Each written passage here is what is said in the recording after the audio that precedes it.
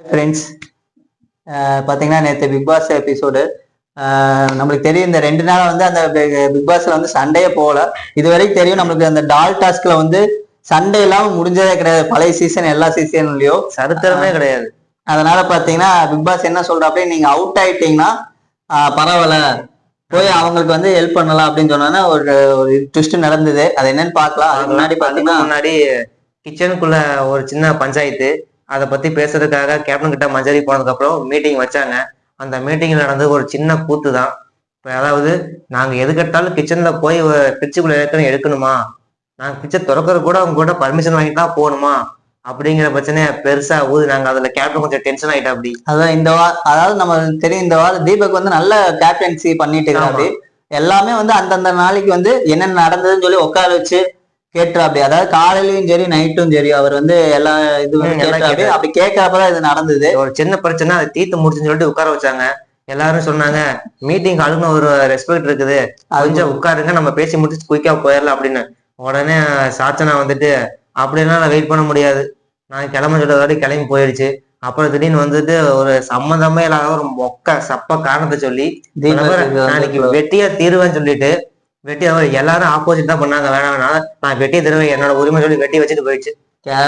அதாவது தீபக் கேப்டன்சி சரியில்லைன்னு சொல்லி சாச்சனா வந்து அந்த ஒரு ஃபிளவர் வெட்டிடுச்சு. ஆனா வந்து எந்திரிச்சு நடந்துட்டே இருந்தது பாத்தீங்கன்னா. அதாவது எல்லாத்தையும் உட்கார வச்சுட்டு இது பேசாம இதோட பேசி முடிச்சோன்னா வந்து கிளம்பிடுச்சு. அடுத்தவங்க பேசுறதும் கூட கவனிக்காம அப்படியே போயிடுச்சு. இங்கதான் கேப்டன் வந்து கொஞ்சம் டென்ஷன் ஆயிட்டு அப்படி அதெல்லாம் சொன்னா அப்படி சாச்சனா அது அவ்வளவுதான், அது தெரிஞ்சது, அதுகிட்ட போய் எதுவும் பேசிட்டு அப்படின்னு ஒரு வார்த்தையை சொன்னாங்க. அவ்வளவுதான்ங்கிறத வந்து சொல்லக்கூடாது. அதுக்கு நீங்க சொல்லலாம் அப்படின்னு அது அந்த மாதிரி போயிட்டு இருந்தது. அப்புறம் இது முடிச்சோன்னே வெளியே வந்தோம். நம்ம தலைவிக்கும் சௌந்தர்யா அவங்களுக்கும் பவித்ராவுக்கும் ஒரே சண்டை. நீங்க எப்படி நான் சொன்ன அந்த ஃப்ரிட்ஜ் மேட்டர் எதுக்கு நீங்க இங்க வந்து பேசுனீங்க அப்படின்னு சொல்லி இந்த சண்டையில போயிட்டு இருந்தது. அப்புறம் பாத்தீங்கன்னா அதுக்கப்புறம் நம்ம டால் டாஸ்க் மறுபடியும் ஆரம்பிச்சிட்டாங்க. அதாவது இங்கதான் இங்க ஆரம்பமே கொஞ்சம் பிக் பாஸ் வீடு பத்தி எரிய வச்சுட்டாங்க. பத்தி எரியுது எப்படின்னா, ஃபர்ஸ்ட் எல்லாம் இருந்து சண்டை கட்டி முடிச்சுட்டாங்க. உள்ள போடும் போது யாரு வந்து ஃபர்ஸ்ட் ஆரம்பிச்சது, அதாவது பிக் பாஸ் என்ன சொல்லிட்டா அப்படின்னா, நீங்க அவுட் ஆனவங்களை வந்து இந்த இதுல வந்து ஜாயின் பண்ணிக்கலாம். அதாவது உங்களுக்கு பிடிச்சவங்களுக்கு வந்து பொம்மை உள்ள கொண்டு போறதுக்கு நீங்க என்ன வேணா பண்ணிக்கலாம் அப்படின்னு சொல்லிட்டு. அப்படி யாரு பொம்மையை உள்ள போடணும் போடக்கூடாதுங்கிறத நீங்க இது பண்ணலாம். ஆனா பொம்மையை தொடக்கூடாது. டால் ஹவுஸ்க்குள்ள போகக்கூடாது. டால் ஹவுஸ்க்குள்ளயும் டால் டப் அந்த இருந்து பொம்மை வச்சிருந்த இடத்துக்கும் போகக்கூடாதுன்னு சொல்லியிருந்தாரு. அதுல பாத்தீங்கன்னா என்ன நடந்தது பாத்தீங்கன்னா, ரயானோட பொம்மையை வந்து ஜெப்ரி வச்சிருந்தா. அப்படி ஜெப்ரியோட தான் மஞ்சரி வச்சிருந்தது. எல்லாரும் ரயானை டார்கெட் பண்ணிட்டாங்க. ரயானை உள்ள விடக்கூடாது, ஜெப்ரி கிட்டதான் அந்த பொம்மை இருக்குது, அதனால மஞ்சரியை விடு அப்படிங்கன்னு எல்லாம் பிளாக்கிங்ல இருந்து உள்ள விட்டுட்டு இருந்தாங்க. எல்லாருமே எல்லாத்தோட குறிக்கோள் என்னன்னு பாத்தீங்கன்னா, ரயானை வந்து தோக்கடிக்கணும் அப்படின்னு சொல்லி ஒரு டீம். அதாவது கோவா டீம் எப்படியாச்சும் தோக்கடிச்சணும், நம்ம கோவா டீம் ஜெயிக்கவே கூடாதுன்னு ஒரு இது முடிவு பண்ணிட்டாங்க. அது அப்படிதான் போயிட்டு இருந்தது. அப்ப வந்து எல்லாம் ஹோல்டு பண்ணியிருந்தாங்க.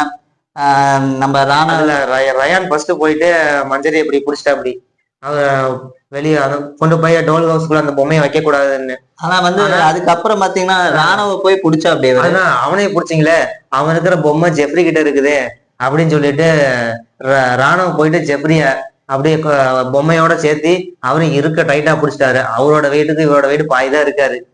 அதாவது போய் அப்படி இறுக்கி பிடிச்சிட்டாரு.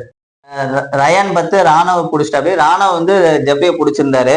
அது கொஞ்சம் இதாதான் இருந்தது. அந்த அதாவது கேம்ல வந்து கொஞ்சம் விடுன்னு கத்துனா. அப்படி எதுக்கு பொம்மையை பிடிக்கிற, நான் விடு அப்படின்னு சொல்லி அவரு கேட்டிருந்திருக்காரு. உடனே அவர் நான் கண்டுக்கல போல, நல்லா இருக்கே அவங்க விடக்கூடாதுன்னு சொல்லிட்டு அப்படியே முத்துக்குமார் எல்லாம் கத்த ஆரம்பிச்சிட்டாங்க. ஜெப்ரி கிட்ட தான் ரயான் பொம்மை இருக்குது, ஆனா மஞ்சரியை விடுன்னு கத்த ஆரம்பிச்சிட்டாங்க. ஆனா வந்து இந்த டைம் பாத்தீங்கன்னா ரயான் போய் அடிக்க போயிரு. அப்படி உண்மையாவே வந்து ராணுவ மேல தப்பு இல்ல. அதாவது கேம்ல வந்து பிக் பாஸே சொல்லிட்டா அப்படியே நீங்க வந்து புடிச்சுக்கலாம் அப்படின்னு சொல்லிட்டாரு. அப்பங்கிறப்ப வந்து ராணுவ வந்து புடிச்சது கரெக்ட் தான். நம்ம ரயான் தான் தேவையில்லாம, அதாவது அவரு பொம்மை உள்ள போகலையே அப்படின்னு ஒரு ஹீட் ஆஃப் த மூமெண்ட்ல வந்து போய் அடிக்க போயிட்டா. அப்படி அடிக்க போனனால இது ஒரு பிரச்சனையா உள்ள போயிடுச்சு. எனக்கு தெரிஞ்ச இந்த டைம் வந்து ரெட் கார்டு கொடுக்கறதுக்கு கூட வாய்ப்பு இருக்கு ரயானுக்கு. என்ன பண்றாருன்னு தெரியல. இதுக்கு முன்னாடி என்ன அந்த ஒரு டைம் ஒரு சண்டை வந்தப்ப வந்து இதுக்கு அப்புறம் தான் இன்னும் ஹாட் டாபிக்கே இருக்குது. அதுக்கப்புறம் அந்த பாத்தீங்க இடத்துலதான் அந்த சின்ன டாஸ்க் முடிச்சாலும் கொஞ்சம் ரெஸ்ட் கொடுத்தாங்க. அங்கதான் உட்கார்ந்து பேசிட்டு இருக்கும் போது ஜாக்லினுக்கும் பவித்ராவுக்கும் சண்டை ஆமா, ஆரம்பிச்சிச்சு. ஜாக்லினுக்கும் ராணவுக்கும் சண்டை நடந்தது. அப்ப தெரியாம வந்து ராணவ் வந்து ஒரு வேர்டு யூஸ் பண்ணிடுறாங்க. நம்மளுக்கு Bad தெரியல word use என்ன வேர்டு சொன்னாருன்னு தெரியல, அப்படியே போட்டாங்க. பிக் பாஸ் அதை மட்டும் கரெக்டா மியூட் பண்ணிட்டாங்க. அதனால எல்லாம் கடுப்பாயிட்டாங்க. நம்ம தலைவிக்கு வந்து கோவம் வந்துருச்சு. எப்படிடா என்னோட ஃப்ரெண்டா இது பண்ணலாம், நீ எப்படிடா சொல்லலாம் அப்படின்னு சொல்லி கேக்குறப்ப ராணவ் வந்துட்டு சொல்றா, அப்படி நீங்க மட்டும் மரியாதை கொடுக்குறீங்களா எல்லாத்துக்குமே, இப்படி மண்டையை இப்படி தூக்குறீங்க அப்படின்னு சொல்லி நான் அப்படிதான் பண்ணுவேன் அப்படின்னு சொல்லி திரும்ப அப்படி பண்ணாரு. நீ வாயமுடு அப்படின்றாரு ராணவ். வாயமுடா அதைய நீ சொல்ற, உனக்கெல்லாம் சொல்லக்கூடாது, நீ எல்லாம் சொல்லணும் தகுதி கிடையாது, நான் இஷ்டம், நான் இப்படி வேணாலும் பேசுவேன். ஆனா இந்த வாரம் வந்து நம்ம தெரியும், நம்ம தலைவி வந்து சார்ஜென்ட்டா இருந்து அத வீட்டையும் கண்ட்ரோல் பண்ணதும் சரி, டாஸ்க்ல இது பண்ணதும் சரி, கொஞ்சம் நல்லா கொண்டு போயிருந்தாங்க.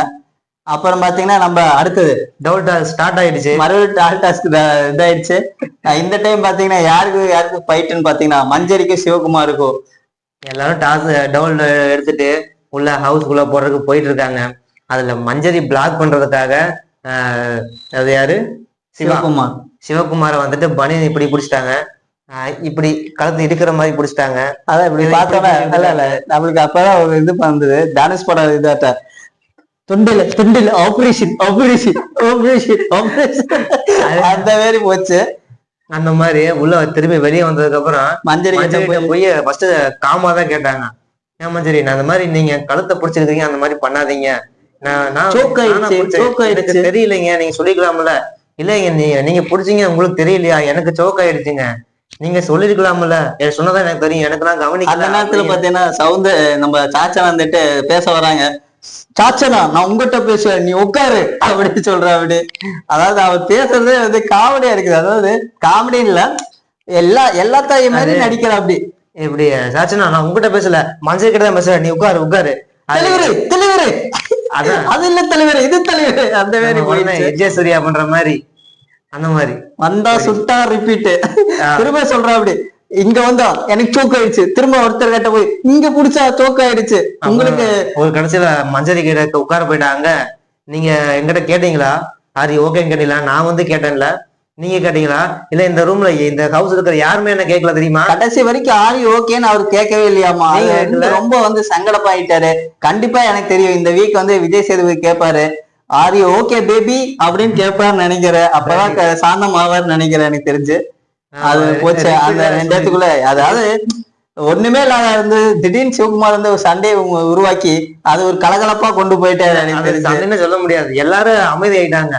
ஓ இவரை இப்படி எல்லாம் பேசுறாரு, ஏன்னா இப்ப வந்ததுல இருந்து கத்தவே இல்ல, டென்ஷன் ஆயிட்டு திடீர்னு ஒரு ஹை பிரஷர் போன எப்படி இருக்கு அந்த மாதிரி கத்திட்டே கிடந்தாரு. அந்த மாதிரி கடைசியில வந்து இவரு போய் ஆரி ஓகேன்னு கேட்டோம்னா, இல்ல ஆரியோ எல்லாம் எனக்கு ஓகே தான் அப்படின்னு. அதுக்கு எதுக்கு இவ்வளவு நேரம் சண்டை போட்ட, அதுவே அவளுக்கே தெரியும். ஏன்னா இதுக்கு முன்னாடி நம்ம ராணவ் ரயானு ஜெஃப்ரி எல்லாம் போட்டு இறுக்கி நெருக்கி அப்படி விளாண்டாங்க. இவரு சாதாரண கழுத்துதான் புடிச்சு இழுத்தாங்க, டிஷர்ட் அப்படி புடிச்சு இழுத்துட்டாங்க. அதுக்கு என்ன நானும் உள்ள இருக்கேன் அப்படிங்கிற காட்டுறதுக்காக கண்டினியூஸா ரிப்பீட்டடா என்ன பண்ணாருன்னா, யாருமே என்ன கேட்கல, சரி ஆரி ஓகே பேபி நீங்க கேட்டீங்களா, சாரி கேட்டீங்களா, இது எப்படி தெரியுமா இருந்துச்சு, அந்த படத்துல வந்தா சுட்டான் செத்தான் ரிப்பீட்டு அப்படிங்கறத தாண்டி அது என்ன படம் தான் இது, மாநாடு இல்ல, இது சொன்னான்ல அங்க அப்ப சாக்லேட் ஃபேக்டரி அவலாஞ்சி அப்ப சொன்ன மரமா, அதே மாதிரி திரும்ப திரும்பி கொண்டு வந்துட்டு இருந்தாரு. இல்ல அந்த மாதிரி போச்சு.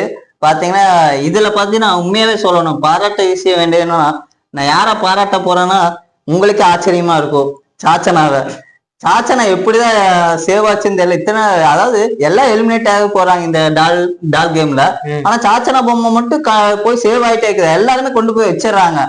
இது எப்படி நடந்ததே தெரியல. ஆனா இந்த வீக் வந்து கொஞ்சம் சாச்சனா கொஞ்சம் நல்லதா பண்ணியிருந்தாங்க, உண்மையா பாராட்ட விஷயம் தான். இருந்தாலும் எனக்கு தெரிஞ்சு சாச்சனா வந்து இதுக்கும் ஏதோ ஒரு குறை சொல்லும் கண்டிப்பா விஜய் சேதுபதி. சாச்சமா சிரிச்சு வந்தாதானே, சிரிச்சுட்டே இருப்பா.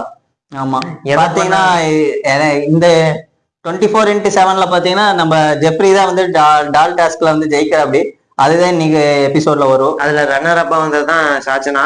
இவங்க 2 பேரையும் தான் அடுத்த கேப்டன் பெஸ்ட் பெர்ஃபார்மன்ஸ் யாருன்னு கேட்டப்ப வந்து இவங்க 2 பேரும் சொல்லியிருக்காங்க. அப்ப வந்து சாச்சனா பேரும் ஜெப்ரி பேரும் வந்தனால கேப்டன் டாஸ்க் நடந்திருக்கு. சாச்சனா ஜெயிச்சிருக்காங்க. அதாவது இந்த வீக் மட்டும் சாச்சனா ஜெயிச்சிட்டாங்கன்னா அடுத்த வீக் சாச்சனாவோட கேப்டன்சியும் பார்க்கலாம். அடுத்த வாரமும் சாச்சனா எலிமினேட் ஆக மாட்டாங்க. நம்மளுக்கு வாரம் இப்படியே போய் கடைசியில சாச்சனா கையில தான் வந்து கப்பு கொடுக்க போறான்னு நினைக்கிறேன். கையிலேயே பிடிக்குமே, சும்மாவே ஆடுன்னு ஆடுது. எனக்கு கேப்டன் கொடுத்துட்டு அவ்வளவுதான், நான் தான் அப்படிதான் சொல்லிட்டு ஆடுன்னு ஆடு பார்ப்போம். அடுத்த வீக்ல என்னென்ன பண்ண போகுதுன்னு கேப்டன் பவரை வச்சுட்டு. ஓகே ஃப்ரெண்ட்ஸ், பாய்.